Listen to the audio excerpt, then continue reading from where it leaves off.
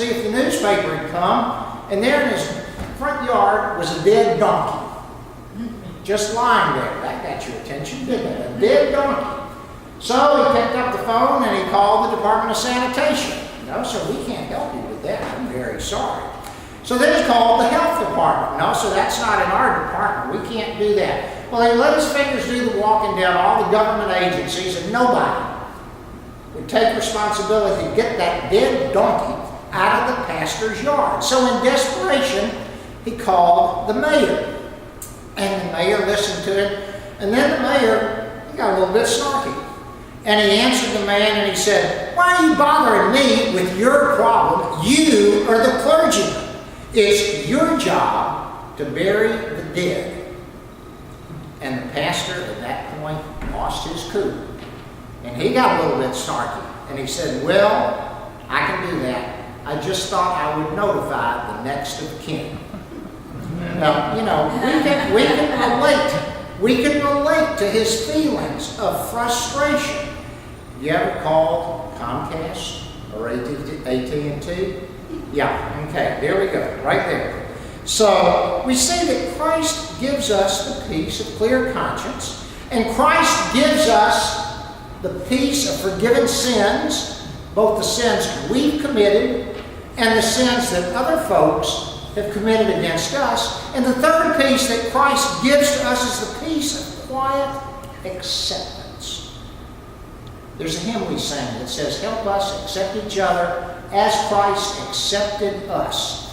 So many people in this world are frustrated and dissatisfied because of where they find themselves in life.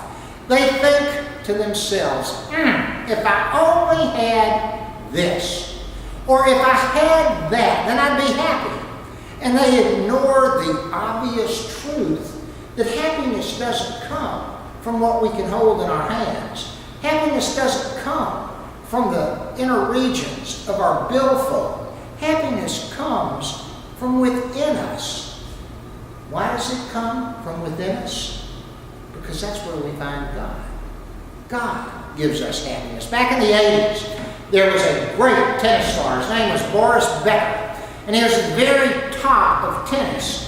And yet, he was right on the precipice of committing suicide. He said these words, "I had won Wimbledon," which is the greatest tennis tournament there is, twice. Once as the youngest player who'd ever won it. I was rich. I had all the material possessions I needed. It's the old song of movie stars and pop stars who commit suicide. They have everything, and yet they are so unhappy. I had no peace. I was a puppet on a string.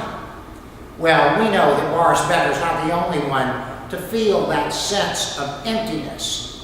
The echoes of hollow lives run throughout our entire culture. So many people want what they cannot have. So many people long for what's just beyond their reach. So many people lust for things that those things are not permitted. I'm convinced that some of this restlessness is just a part of our human nature, because it's restlessness that causes us to do more and to be more than what we could be or could do under normal circumstances. The people in this world who have accomplished great things have been driven by passion that far exceeds the ordinary passion. But when we have that restlessness, we pay a price. And the price that we pay sometimes is the price of a very restless heart. It's the price of an uncalm spirit, sometimes a profound, deep unhappiness. So we pray for the spirit of contentment that Paul knew, that Paul was familiar with when he wrote in Philippians, "I've learned to be content whatever the circumstances. I know what it is to be in need, and I know what it is to have plenty. I've learned the secret of being content in any and every situation, whether I'm well fed or whether I'm hungry, whether living in plenty or in want." And then he says those great words that we learn somewhere, "I can do all things." How? through Christ who strengtheneth me. Paul knew the peace of Christ, and he knew that he, despite his background, had been accepted. And then there's the last piece. The peace that Christ gives us is the peace of God's presence. His presence in our lives. God's right here with us this morning. I can't see him, but we know he's here. Sometimes we can feel him almost like he's sitting next to us, but we have the promise that he is with us. And in that presence we find peace no matter what life throws at us. In 1934, Adolf Hitler brought many of the leaders of the German church to his offices in Berlin to chastise and to berate them for insufficiently supporting his programs. And there was a pastor in that group, his name was Martin Niemöller, and he explained to Hitler that he was concerned just for the welfare of the church and of the German people. And when he said that, Hitler snapped at him, "You confine yourself to the church. I will take care of the German people." And Niemöller's response to that was, "I will take care of the German people. But we too," Niemöller said, "you said you will take care of the German people.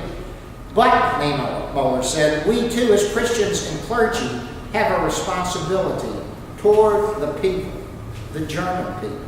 And that responsibility was given to us by God.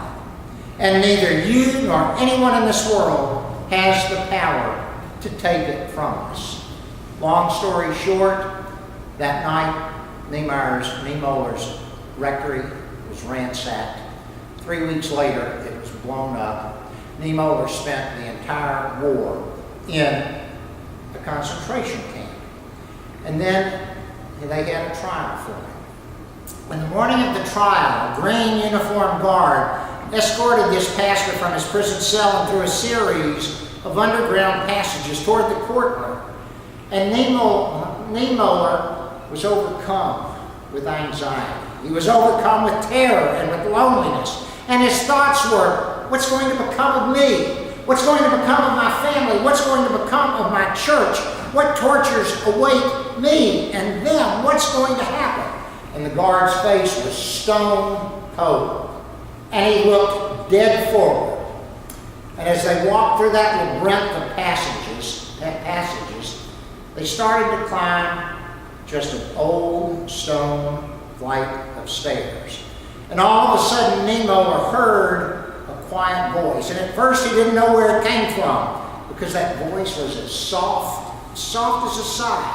And then he realized it was that officer, his escort, breathing into his ear. Words from the book of Proverbs. And those words were, "The Lord is a mighty tower, where his people run for safety." The Lord is